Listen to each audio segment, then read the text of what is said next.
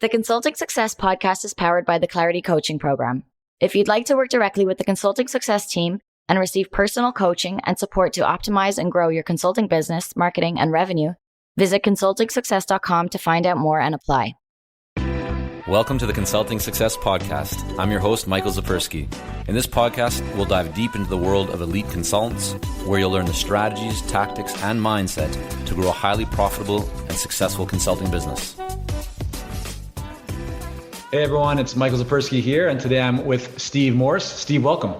Hey Mike, thank you. Glad to be here. Yeah, so Steve, you're an advisor, author, speaker. You founded a brand strategy and digital marketing agency, which you later sold. You've touched over 3,000 business leaders at more than 250 global, national, and regional brands since 1994. And your clients include companies like Samsung, ESPN, Disney, NFL, Mattel, Sony, and Amazon, just to name a few. You have an MFA in design from Temple University, Tyler School of Art, and an undergraduate degrees in fine art, psychology, and philosophy. So to get us started, none of that speaks business, yet here you are today, have worked with many well-known organizations. And I know that many trained designers often feel like they lack business best practices and how-tos when they're going through design or kind of art school. How did you feel about that when you started your own kind of design and marketing agency? Yeah, great question. Yeah, it's so interesting. The world of design is both an incredibly potent world because, the best designers are trained to think from a strategic standpoint or even from a conceptual basis and then, live within the world of possibilities and then bring those ideas into fruition. And, unfortunately, I've worked with a lot of folks in the creative industry or in the design industry. They have to learn how to do business while doing business. It's sort of like, learning to fly and inventing the airplane at the same time kind of thing. And it can be a challenging thing. I think for me, one of the things that always sort of worked out or that kind of tapped into my weird little individual genius, if you will, was I was always interested in what makes people tick and what drives people, and not just the consumer side of things and how customers might react to a particular brand or product or service that's out in the world, but really what makes the leaders within the organizations tick and why they're doing business the way they're doing it. And I think partially this taps into the philosophy, psychology, sociology background that I have, which is really getting in the heads of those folks and saying, well, why are we doing this business? Why are we doing this product to begin with? And really trying to connect the sort of design thread into the storytelling thread. Luckily, I think when I started out way back in 1994 and opened up my first business at that point, I really had to learn how to do business. And it took me probably a solid 5 years of, working with coaches, working with consultants, and reading tons of books, by the way, on business to really kind of steep myself into what was I really doing beyond the craft of design at that point. So really, honestly, it's been a lifelong journey. I still learn from stuff today. I still have coaches and consultants that I work with today. Still read tons of books. Some of them happen to be on business, and some of them happen to be just on, how we think and what makes us tick and what drives us as human beings. Do you remember your first big client win, like the one that really gave you more confidence and maybe even helped you to kind of put the business and the brand on the map? Yeah, I'm talking about in the previous business, the one that I sold in 2017. But I remember we had gotten a big industry publication had done an article on new emerging agencies. And I happened to get selected in what was this big business annual of a publication called How Magazine. And, I was like one of, I think, 5 or 6 business leaders who were featured in there. And I think at that point, I had 5 or 6 people on my team, maybe as many as 7, but we were just starting out. And they chose us because of this strategic thinking and the great design work. And, so we landed in the pages of that publication. And within a month, I had 2 clients reach out to me, and one of which was a dream client, and that was Hasbro, the toy company, and I think they're in Rhode Island. And they had a big project for us that they just said, we read your profile, we really want to work with you guys. And, so they flew me out there to meet with them, and I ended up building a new brand guide for all of Tonka toys, which was a phenomenal project. And so,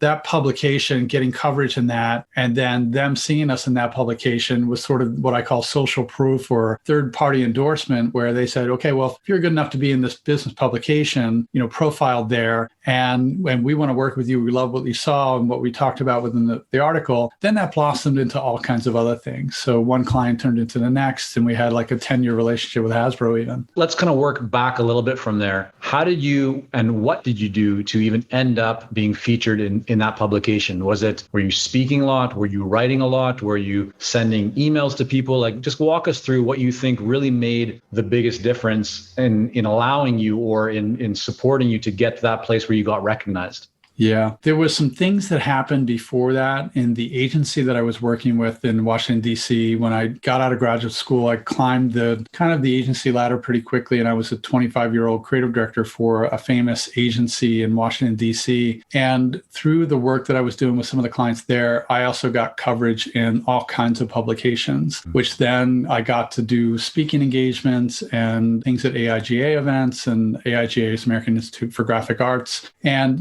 spoke at some regional chapters and then ended up speaking at some of their national events. And because, the talks were well received and the work that I was doing at this other agency was well received and I was getting covered there, when it came time to open my own agency, the editors already knew me. And I was already my name was out there and sort of the industry. And so people understood sort of the work that I was doing and now the work that I was doing at the agency. And so I think I had reached out to one of the editors that I knew at one of the publications and said, hey, we just finished up this great project for this nonprofit organization. I wonder if you might, consider covering it in an article, and kind of knew how to pitch articles at that point and was my own PR publicist, if you will. Right. And so that turned into a small article, and then they kept reaching out for other content.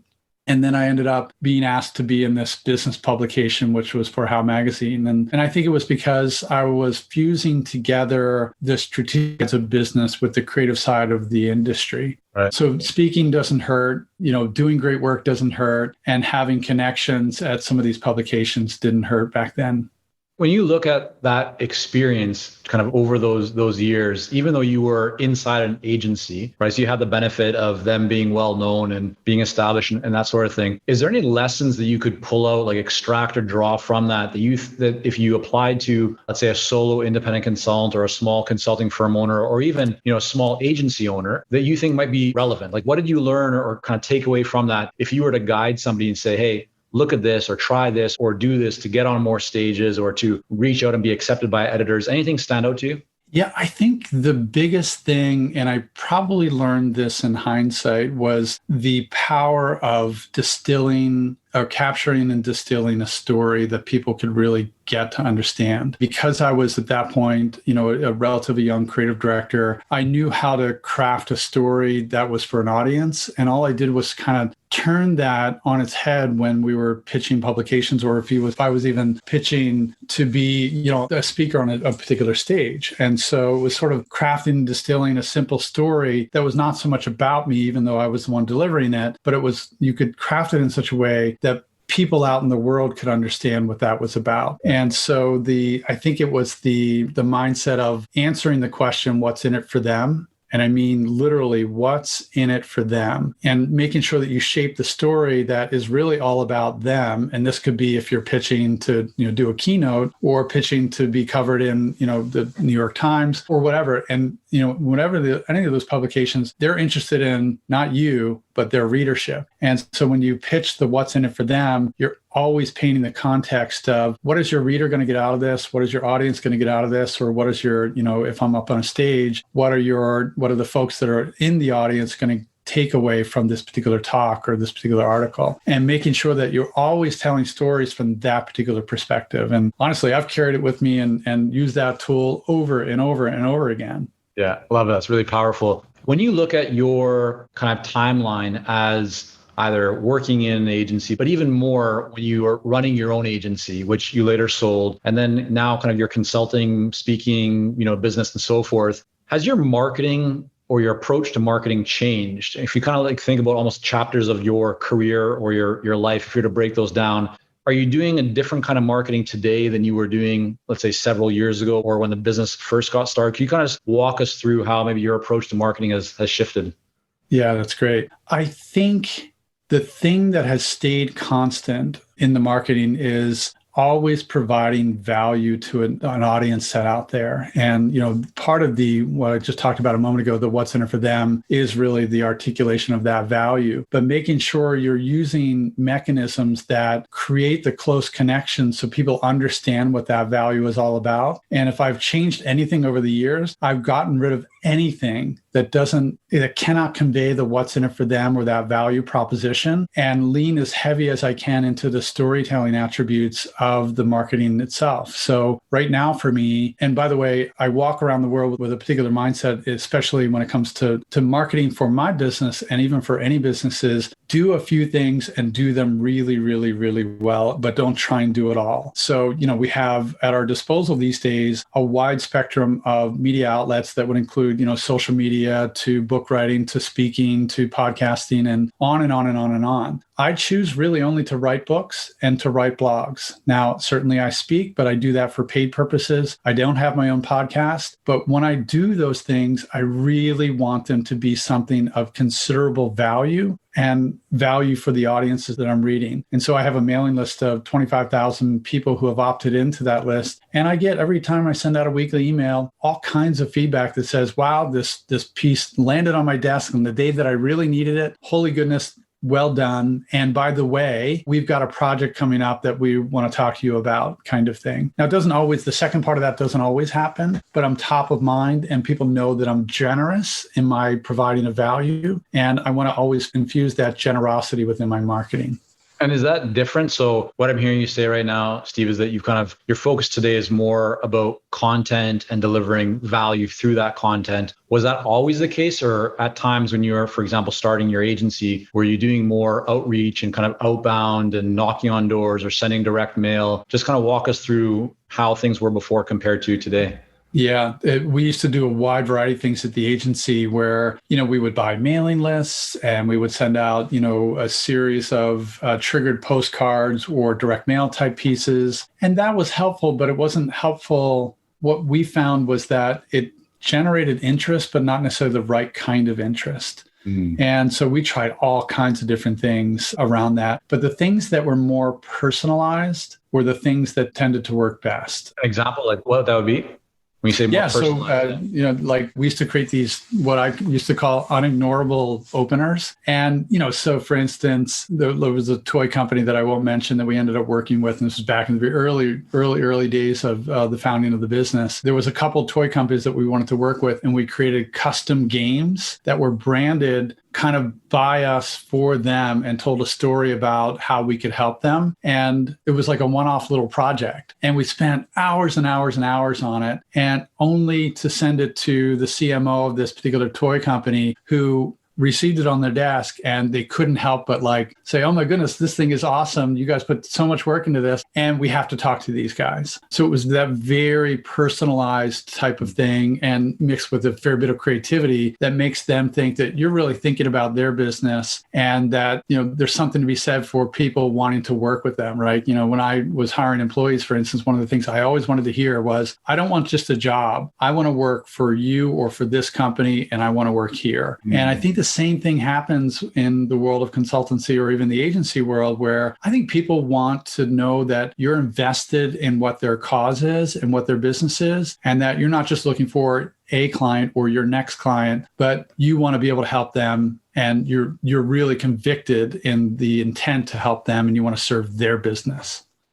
What gave you the confidence to invest all that time, likely, money, definitely energy, to develop that game, that kind of, experience or product for that CMO that you want to win over? How did you know it was going to work, or did you not know? You spent a lot of time, a lot of energy, a lot of money, resources, right, on this. Why do it? Did you do something similar before and you knew it would work, or you just said, let's just try it? What was kind of going on in your mind?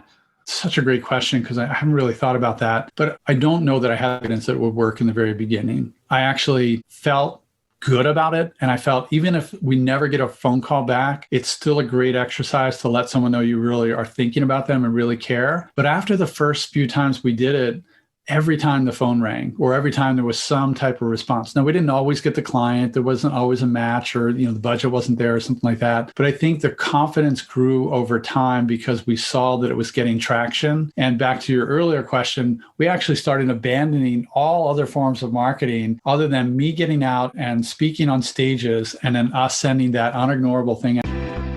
While we work with a lot of seasoned and experienced consultants here at Consulting Success, I'm often contacted by new early stage consultants. Invariably, the question I'm asked is, what are the steps I should take to become a successful consultant and grow my consulting business to my first 6 figures per year? Well, I'm excited to announce that we've opened the doors for our Momentum program. This is our most popular program for early stage consultants, and it has helped almost 1,000 consultants to start, run, and grow successful consulting businesses. It gives you the step-by-step plan to help you with your messaging, your fees, and pricing strategies, how to win more proposals, how to go to market more effectively, developing a marketing system to generate leads consistently, and so much more. And right now, until September the 19th, you can sign up for Momentum and get 50% off the regular price by going to consultingsuccess.com/audio. That's consultingsuccess.com/audio, AUDIO. Only 100 spots are available to join Momentum and get 50% off. This deal is only available until September the 19th or until all 100 spots are gone. We won't be opening up new spots in this program for several months, so don't wait. Go to consultingsuccess.com/audio. That's consultingsuccess.com/audio, AUDIO.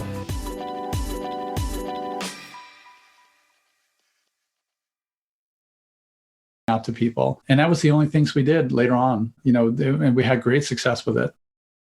Hey, it's Michael here, and we'll be right back to the podcast. But first, are you ready to grow, scale, and take your consulting business and marketing to the next level?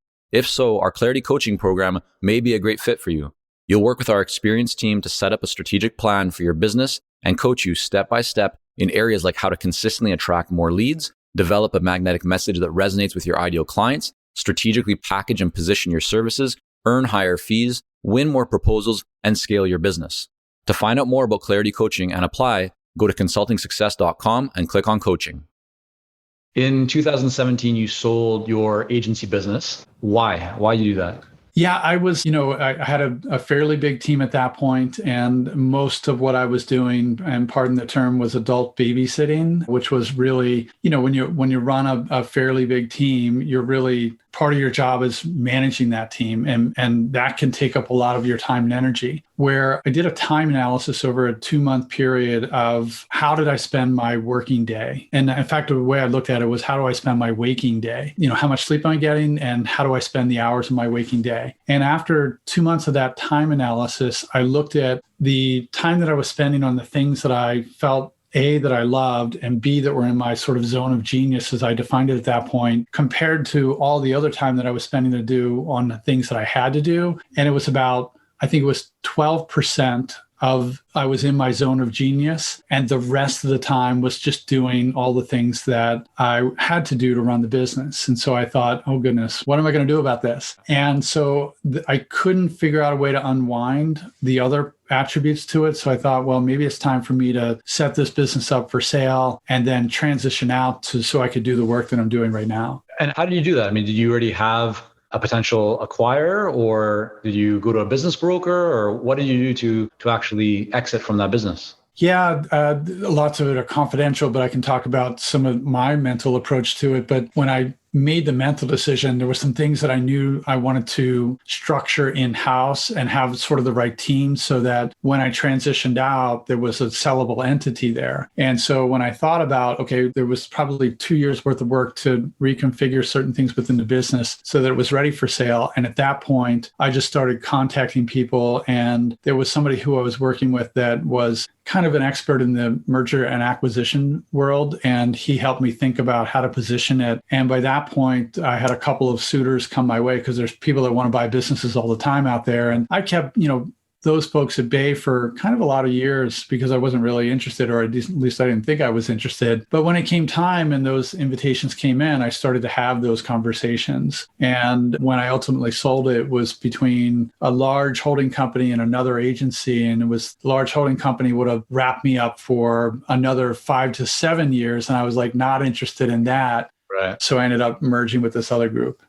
Got you. So are you still active in that business today, or? I advised them, but I'm not fully active in that business. Though there was a transition period where I was much more active in it, but currently I'm all out and I still send them business and we still talk on a regular basis and I advise them. And how many employees or team members were there total from at the time where you exited the business? There was about 25 people that I had on my full-time roster, and there was probably another dozen, maybe 10 to a dozen contract employees that we brought in on freelance basis when I sold the business. And then Steve, looking back, is there anything that you would have done differently with the company, either like in the way that you ran it or the systems that you used or like legal structural stuff, anything that could have made the business more valuable or just better, kind of anything in hindsight that stands out?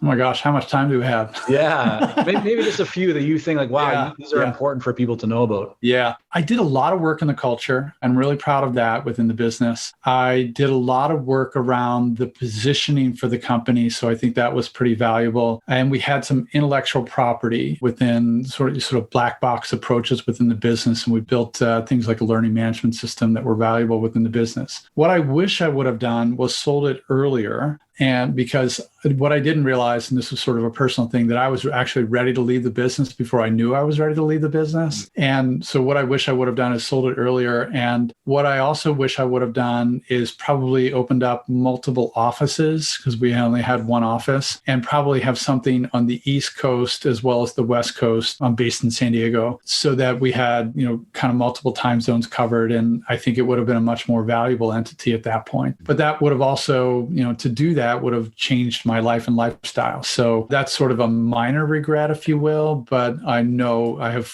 eyes wide open about what it would have taken to actually get it to that point. What's been the biggest change or shift that you've seen in how you spend your time today, as opposed to how you spent your time when you were really managing and overseeing 25 to 35, 40 people? What does your kind of day look like today compared to then? Yeah, and there's one thing we're saying, which might be a topic for another conversation, but what I had to do was unravel my previous identity as the agency owner in order to transition into being a consultant. And what I didn't realize I was already doing in my agency business is I was already acting as a consultant, because I was the key strategist involved in most of our relationships. So because I did that time marker and I was spending a very small percentage of my time running the strategic side within the business for clients, I've shifted that into, that's the lion's share of what I do. So if I were to break it down into either a daily or weekly perspective, I spend my mornings, block off my calendar from 7 a.m. to about 10:30 in the morning. That's my deep work time. It's all about either writing or doing strategic work during that time period. It's not answering emails. I schedule no conversations, no client meetings or anything like that during that time frame. And then the rest of the day is open to have meetings or deliver on the work and do podcasts like this and that kind of thing. So, the big shift is I'm working much more in my zone of genius right now, which is getting into the heart and soul of organizations and doing the deep strategy work with that around brand, but also around culture. And it's because my hands are rolled up all the time, or my sleeves are rolled up all the time, I get to have a lot more satisfaction in that work. Do you have any advice for the business owner, the consultant, the company owner who started off doing everything themselves, and they have this kind of mindset and belief that clients want them, therefore they have a challenging time kind of separating themselves from doing the work, so they don't actually have a lot of time to work on the business because they're so busy working in the business? Any best practices or anything that you might share that you either did at the agency or that you would advise them to do now, knowing what you know? Yeah, that's a great question. So it's interesting. I think it's worth some dissection of what we think clients really want from us and what they actually need from us. And so as consultants or strategists for any organization, even as an advisor, I think clients really want us at our best, for our best thinking, on their biggest problems. But they don't need us for the day in, day out and logistical procedures that might have to happen, such as, something that a virtual assistant can do, or orchestration, or even, doing things like delivery of certain elements of, even like a training or something like that. So, my advice is just get really clear about what is it that your clients are really hiring you for as an advisor or a consultant, and then, get clear about making sure that from the very beginning, you set the relationship with your clients to say, here's what you get me for, and it's the best of what you need me for. And then I have this other team around me that's going to deliver all these other things that I can sort of either outsource through a virtual team or have sort of within my team. Making sure that they know in the very beginning that, of course, they get you and your thinking, but you're not going to be doing everything. Like you have a bookkeeper, you have a virtual assistant, whatever it is that is there to help you actually deliver on the work. Right.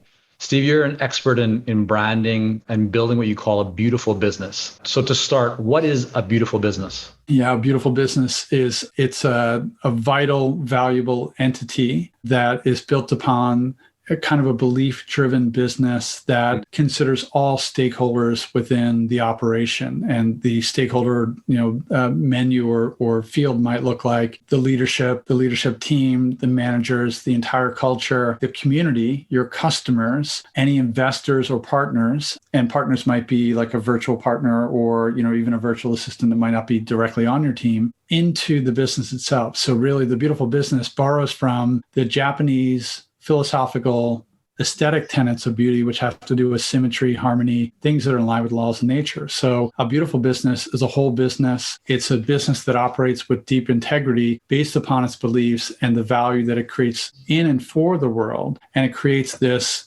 beautiful entity that works in cooperation with all the forces that are seen and unseen that are involved within the business. And it's different than a bottom line driven business in that the bottom line driven business typically plays what I call the competitive game. You hear the language of, we're here to win it. We're going to win at all costs. We're going to beat the competition. Military terms are thrown out there, such as, we're going to deploy this strategy and things like that. Those things are fine and good. I think that's to an extent, we do compete and we compete out in the industry. But, as Darwin has shown, that it is the cooperative beings, the beings that cooperate with the people around them, that work in harmony with all the things that are out there. They're the ones that actually turn out to be the best competitors. So that's the difference between a non-beautiful business and a beautiful business.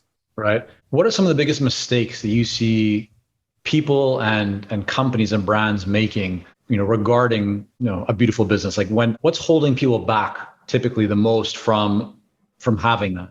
Yeah, I think the biggest thing is most people haven't answered their primary question of why they're in business. And the provocative way I tend to ask people that particular question is, so tell me, why does your business, beyond making money or profit, deserve to exist on this planet? Because we know that the world doesn't need yet another business that is just in it for profit. So tell me, why is it that it deserves to exist? And so that question is very subjective to the leader or the owner of that business or the founder of that business. But the answer to that question creates a point of differentiation or position out in the marketplace. And so the first mistake I see people make is not asking or knowing the answer to that question and then not integrating that within their business. And then the second thing I see a lot of people making a mistake out there, and it's tangential to this purpose idea, is really the position of expertise.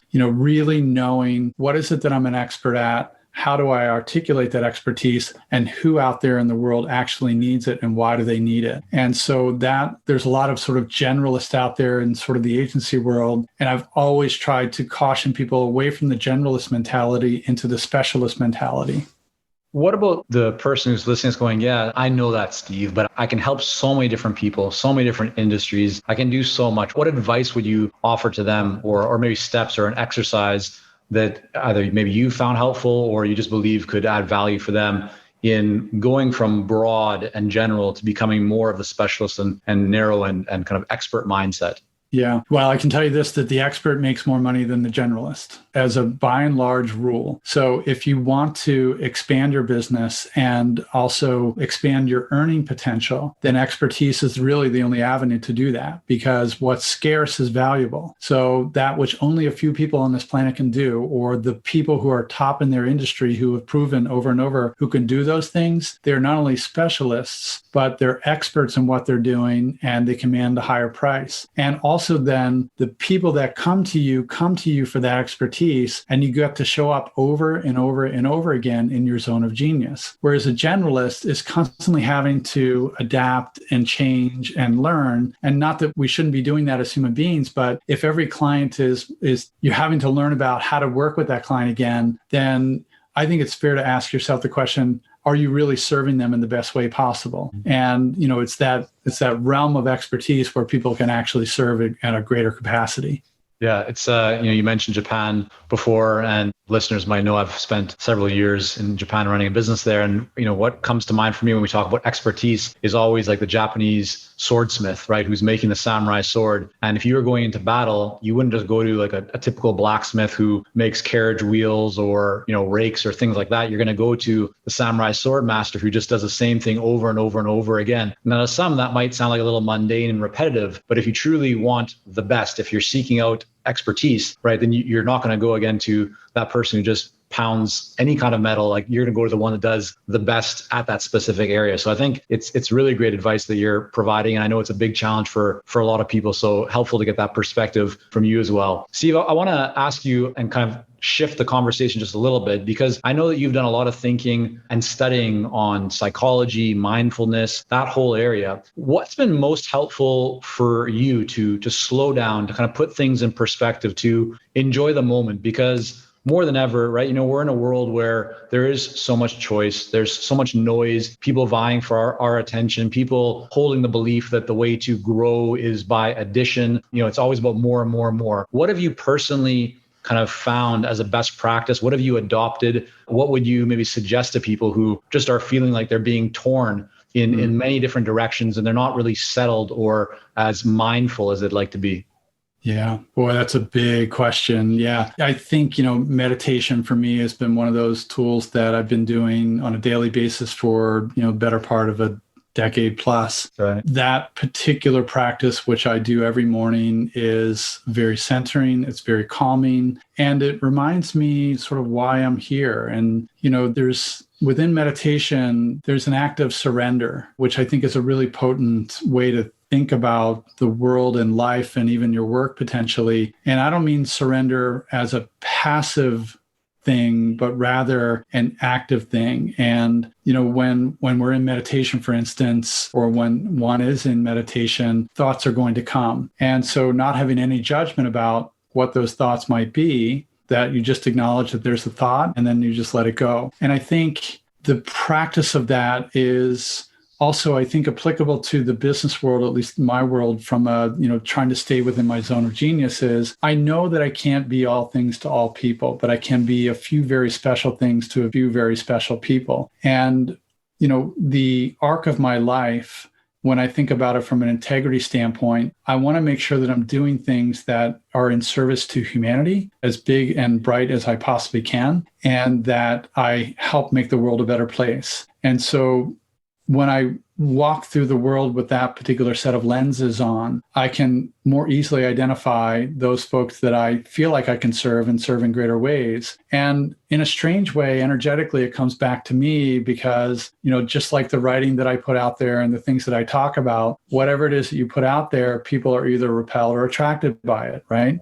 Fine and good, right? And as it should be. I want people who really want to work with me for the reasons that I do the work that I do, because they're definitely disciplined and driven to create something special in their business. Just so happens I have the track record to be able to do that for many different businesses. So I think this act of surrender and discernment, and I think there's another thing that I've been playing with a lot lately is the word play. Like, life and work is all a grand experiment. There's no right or wrong way to actually do it. But the more that you think about it as this experimentation, this playful act of creation, the more you can have fun with doing it. And people want to be surrounded by other joyful people. It's contagious. And I think the more that I incorporate this play and pleasure attribute within the work that I'm doing, which may sound paradoxical, and perhaps that it is, the more people have fun with what they're doing, and the more fun that they're having what they're doing, the more creative they are, the more joyful they are, and the more exponential the outcomes that come from it. Yeah. Steve, I've really enjoyed our conversation here today. I want to make sure that people can learn more about you and your work. Where's the best place for them to go? Yeah, my website is a very simple website. There's a huge amount of information up there, a whole bunch of free tools. So the website is matterco.co, matterco.co. There you'll find, hundreds of free articles for download. You can sign up for my newsletter there. There's a really easy opt-in form. I only send out one thing per week. I don't sell a lot through it. So like I said earlier in this conversation, there's tons of information on there, and I love providing value. And there's also a couple of free downloads for people who want to think about how to incorporate some of the brand principles that I have. And there's a free tool that I give out called Brand Essentials. And if you go to matterco.co/brand-essentials, there's a free download and workbook within that. Fantastic. We're going to link all that up in the show notes, everyone. So be sure to check that out. Steve, thank you so much for coming on. Mike, I appreciate it. Thank you for joining us on this episode of the Consulting Success Podcast. For more episodes and to subscribe, rate, and leave a review, head on over to iTunes. And if you'd like to develop consistent lead flow and a highly profitable consulting business, learn more about our coaching programs at consultingsuccess.com.